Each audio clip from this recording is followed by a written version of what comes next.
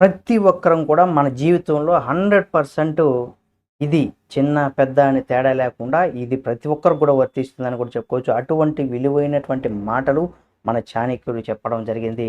అదేంటి అనేది గనక మనం చూసినట్లయితే సమయాన్ని వృధా చేయకూడదు.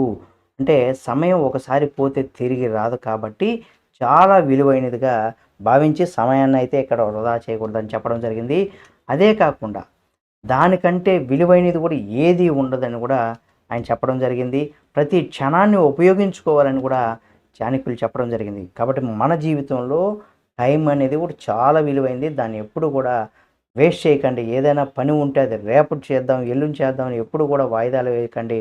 అప్పటికప్పుడే డెసిషన్ తీసుకొని అప్పటికప్పుడే పనిని మొదలుపెట్టండి.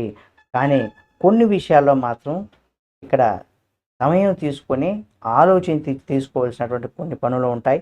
అటువంటి వాటిని కూడా మీరు జాగ్రత్తగా పరిశీలించుకోవాలి. అంటే మన జీవితంలో ఒక డెసిషన్ తీసుకునేటప్పుడు అది రేపు చేసినా పర్లేదు, ఎల్లుండి చేసినా పర్లేదు, ఆలోచించి చేయాలనే పనులు ఏవైతే ఉంటాయో వాటిని మాత్రమే ఆలోచించి చేయండి. కానీ ఏదైనా ఒక పని చేయాలనుకున్నప్పుడు అది మనకు ఉపయోగపడుతుంది అనుకున్నప్పుడు మాత్రం సమయాన్ని వృధా చేసి రేపు చేద్దాం, ఎల్లుండి చేద్దాం అనేది మాత్రం చేసుకోకండి. ఇది ప్రతి ఒక్కరి జీవితంలో చాలా విలువైందని కూడా చెప్పుకోవచ్చు. నిజంగా మీరు మీ జీవితంలో అటువంటి విలువైనటువంటి క్షణాలను ఎప్పుడైనా నష్టపోయారా? లేకపోతే సమయాన్ని వృధా చేయకుండా ప్రతి నిమిషాన్ని కూడా మీరు సద్వినియోగం చేసుకునేవారు ఎవరైనా ఉంటే అది కామెంట్ రూపంలో తెలియచేయండి. సమయాన్ని వృధా చేసిన వాళ్ళు ఎవరైనా ఉంటే కూడా దానివల్ల మీకు మీ జీవితంలో ఏం జరిగిందనేది కూడా మీరు మీ యొక్క అభిప్రాయాన్ని కామెంట్ రూపంలో తెలియచేయండి. మరిన్ని వీడియోల కోసం మన చిత్తూరు సినీ ఛానల్ సబ్స్క్రైబ్ చేసుకొని పక్కనే మన బెల్ బటన్ నొక్కడం మాత్రం మర్చిపోకండి.